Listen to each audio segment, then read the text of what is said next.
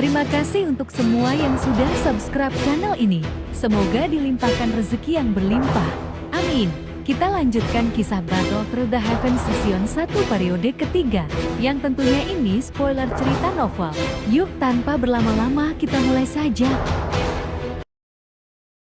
Jilai Bai pada akhirnya membuat rencana menindaklanjuti informasi yang telah disampaikan oleh Jilai Eo.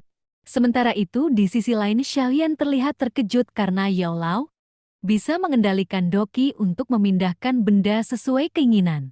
Bahkan ayahnya Xiao Zhan saja tidak dapat melakukan pengendalian Doki seperti yang dilakukan oleh Yao Lao. Begitu selesai memurnikan ramuan, Yao Lao lanjut memerintahkan Xiaoyan untuk memusatkan aliran Dokinya ke telapak tangan. Yao Lao melihat elemen Xiaoyan yang ternyata adalah api. Yao Lao seketika juga merasakan bahwa Doki Xiaoyan berantakan di pelepasan Doki pertamanya. Namun meskipun demikian hal ini juga sudah cukup bagus bagi Xiaoyan. Di tengah-tengah usahanya tiba-tiba saat ini Xiaoyan terjatuh pingsan. Yao Lao pun segera menolong Xiaoyan sambil berkata bahwa masa depan dirinya pun tergantung pada Xiaoyan. Merasa sedikit khawatir pada momen ini pada akhirnya, Yao Lao membantu meningkatkan kekuatan Xiaoyan ke level keempat. Singkat cerita keesokan harinya, terlihat telah diadakan pelelangan di kota hutan.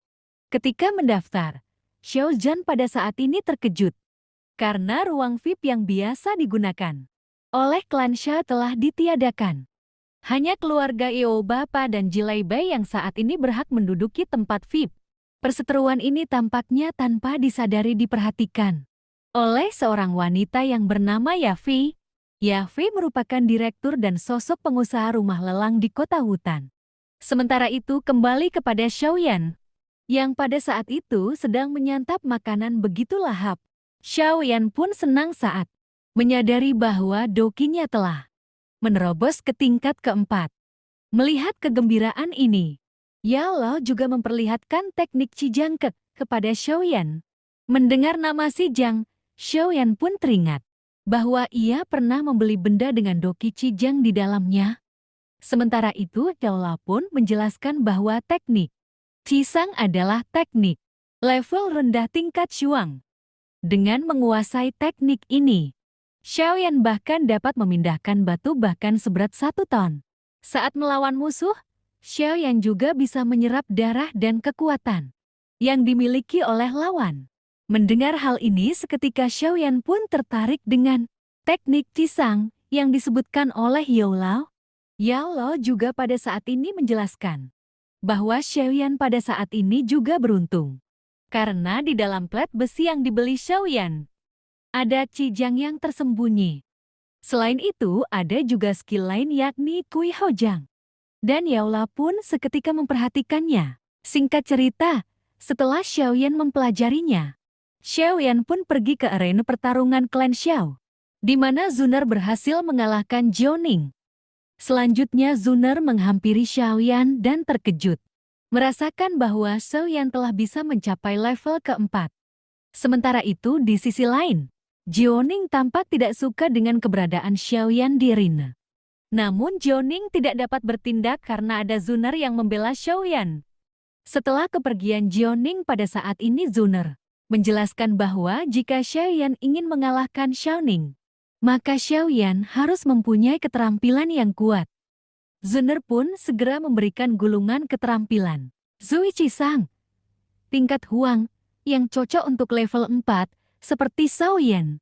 Selanjutnya Xiaoyan memberitahukan kepada Yao Lao mengenai keterampilan yang diberikan oleh Zuner. Namun setelah memeriksanya, Yao Lao berkata bahwa keterampilan ini kurang cocok untuk Xiaoyan. Yao Lao pun segera memberikan gulungan keterampilan yang lebih baik kepada Xiaoyan. Setelah memperhatikan teknik ini, Xiaoyan terkejut karena teknik bernama peledak oktan tingkat Huang ini memerlukan level 5 untuk dipelajari. Melihat hal tersebut, Yao Lao pun segera berkata agar Xiaoyan jangan khawatir. Sebaiknya saat ini mereka memanfaatkan waktu untuk sesegera mungkin mencapai level kelima. Yao Lao pada akhirnya menjelaskan pada Xiaoyan bahwa teknik peledak oktan tingkat Huang ini terkenal dengan ledakan serangan doki yang kuat. Berlatih dengan cara dipukuli juga merupakan cara tercepat untuk dapat melatih teknik ini. Selain itu, salah satu kemampuan dari teknik ini adalah menahan serangan yang kuat. Di sisi lain, Lau juga menjelaskan bahwa bahan obat yang dibeli Xiaoyan pada saat ini hampir habis. Mendengar hal ini, Xiaoyan seketika benar-benar terkejut. Xiaoyan bahkan belum mengembalikan uang Zuner yang dipinjamnya. Xiaoyan saat ini bingung. Bagaimana caranya ia untuk dapat kembali membeli bahan obat? Singkat cerita, Xiaoyan mendapatkan ide dengan pergi ke belalangan. Xiaoyan berniat untuk melelang obat yang telah dimurnikan oleh Lau.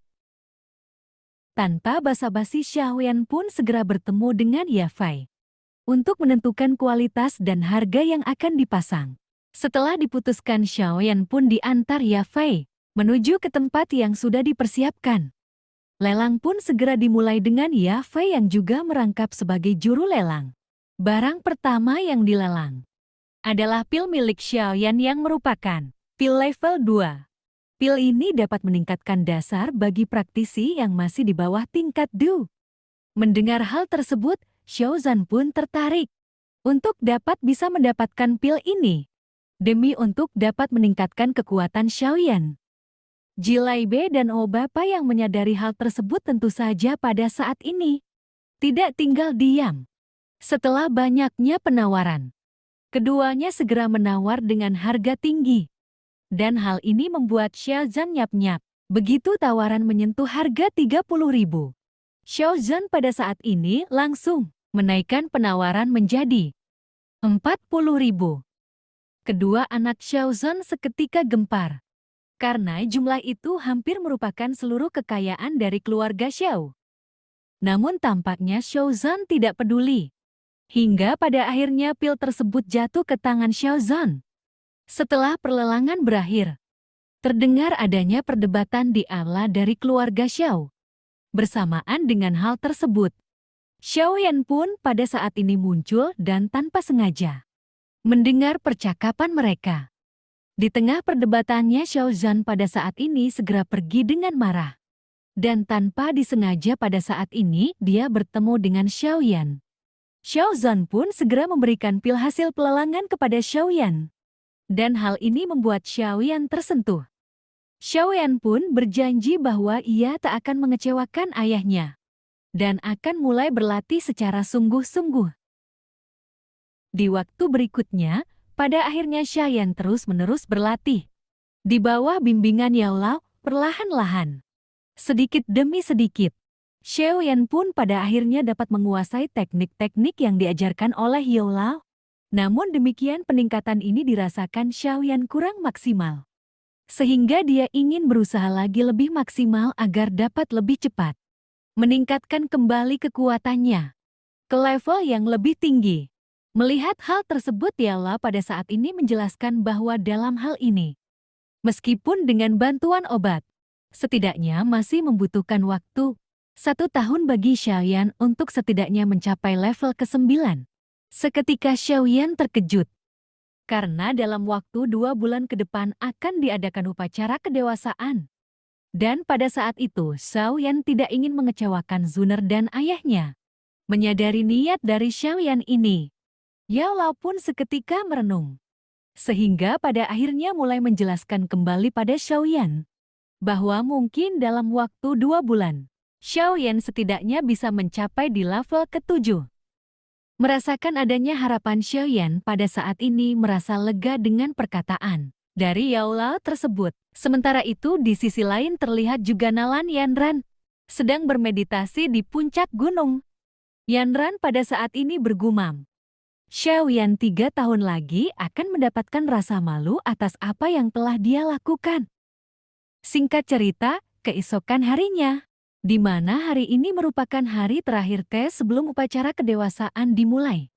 Zuner mengajak Xiaoyan untuk membuktikan bahwa Xiaoyan masih tetap seorang jenius dari klan Xiao.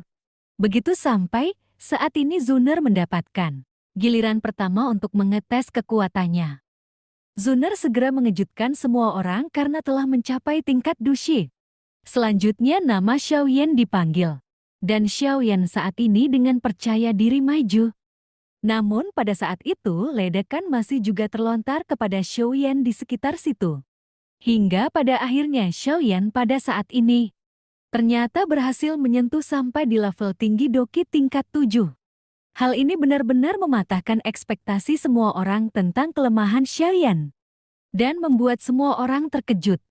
Diceritakan bahwa ternyata pada saat sebelumnya Yaola menggunakan teknik khusus dengan merendam Xiaoyan dalam cairan ramuan. Bersamaan dengan keberhasilan Xiaoyan ini, Xiao Zhan tentu saja pada saat ini sangat bahagia. Sementara itu di sisi lain Xiaomi juga mengucapkan selamat kepada Xiaoyan.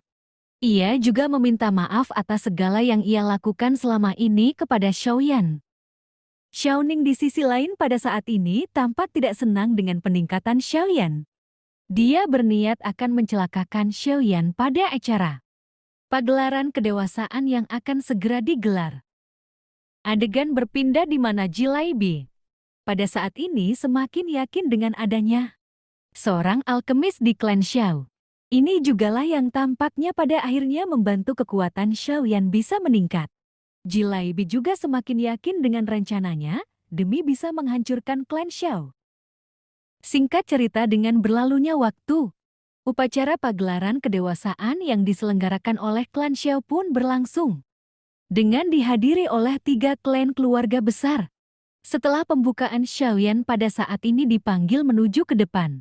Pada saat ini dijelaskan bahwa menurut aturan keluarga, karena Xiaoyan telah menyentuh level 7, maka Xiaoyan akan bisa menerima tantangan. Siapapun yang memiliki doki lebih rendah atau setara dengan Xiaoyan, maka mereka bisa menantang Xiaoyan untuk berduel.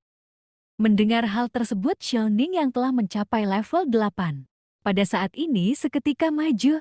Sosoknya berkata bahwa pada saat ini ia ingin menguji kekuatan adik Xiaoyan. Secara mengejutkan hal ini disetujui. Dan Xiaoning tanpa basa-basi segera menghajar Xiaoyan. Pertarungan singkat ini berakhir dengan hasil yang imbang. Dan Xiaoyan tanpa diduga berhasil menembus ke level 8 di tengah pertarungan.